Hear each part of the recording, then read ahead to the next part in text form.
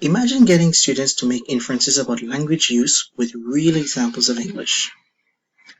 Did the word dictionary cross your mind? You're 80% right.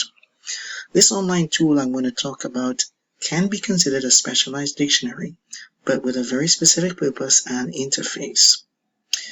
This is the roving reporter, and today I thought I'd spare the trouble of having to see me in this video and instead share my screen to show some tricks of the trade.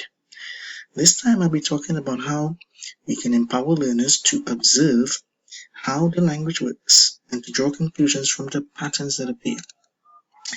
The way people put words together to express ideas is not always represented in traditional dictionaries, which means they may not fully understand how to use the word.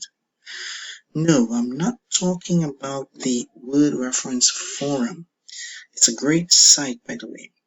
It can be used to show the equivalent of keywords in Spanish, Portuguese, or French, also with examples and context and synonyms and much more. This one is known as the Sketch Engine for Language Learning, or SKELL, which is a combination of a corpus tool and a dictionary. Corpus, as the word suggests there, is a collection of text that can be processed electronically on a computer, and it gives us examples from real language use. So apart from being a mega useful tool for teachers when we need to come up with examples of real English for learning materials, it can help promote genuine autonomy of our students. That's right. So the SKELL, Sketch Engine for Language Learning, as I said, can help us with that task of promoting genuine autonomy. Promote autonomy for our students as they can learn to make their own inferences about language use. So how can we do that? Let's take an example of a possible opportunity for autonomy. Suppose a student comes to you and asks about a phrasal verb they heard being used in a TV series. Frown upon. Yes, phrasal verbs, which most students usually have difficulty dealing with, or they really sometimes struggle or find it a bit difficult to interpret and of course to use. They asked if they can use this phrasal verb in a sentence to talk about their boss's reaction to a report, for example, a report that they had recently submitted. So instead of telling them, yes, of course, you can do that, you can say, the boss frowned upon my report, you can instruct them to go to SKELL, the Sketch Engine for Language Learning, and run a check. They can share the results orally, and then they can identify any patterns. Do the example sentences, for example, have something in common in terms of sentence structure, in terms of positive or negative connotation, maybe common verb tenses, common sense of formality or register. And here's a look at what they would get if they ran a check using this tool.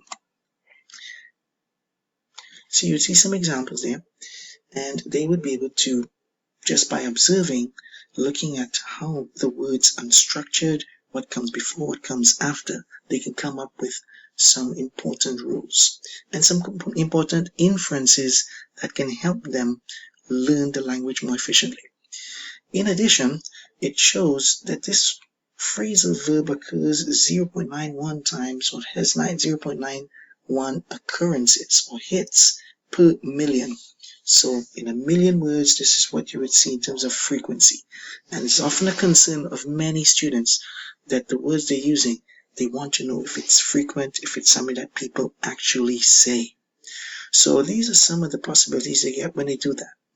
In addition to the examples, they can run a sketch on specific words like the word frown, and they can get something like this. So you have frowned, done, frowned upon, frowned down, frowned again, etc.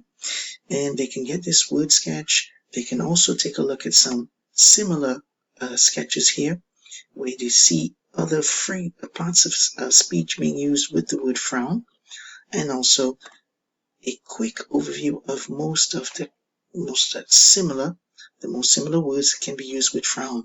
Some of them are synonyms or near synonyms, since we know that there are not many near synonyms absolute synonyms in any language. And what's also interesting is the word cloud that is shared here. So we see that a tool like this can give them a really good overview and get them to observe what happens to the language.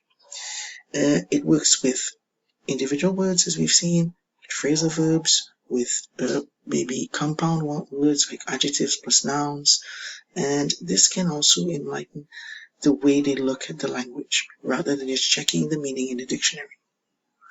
So let's go back to that student of ours who talked about the word the phrasal verb frown upon. Can I say my boss frowned upon my report? Yeah, I can.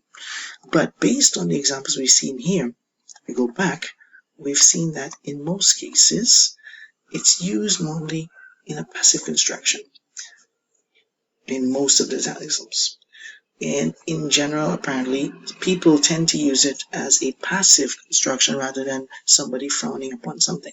It was frowned upon by someone, or it was just frowned upon. It was rejected, it was, discarded or despised.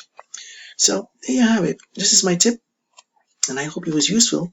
And you get to see that it can not just explore the dictionary meanings, but by clicking, of course, you can get to see more. But it goes into what happens with that word or that combination of words that you're looking for in the language, which again will promote much more autonomy and help students to make decisions on how they're going to use the language. So that's it. It gets them to work on it by themselves. And this is what we want. In the end, we want them to feel that they can do it by themselves and that this will also enrich their experiences with the language. So I hope you don't frown upon this, but know that this is just one example, and I'm sure you can do this with other examples and get students to do the same. This is it. This is the Rover Reporter.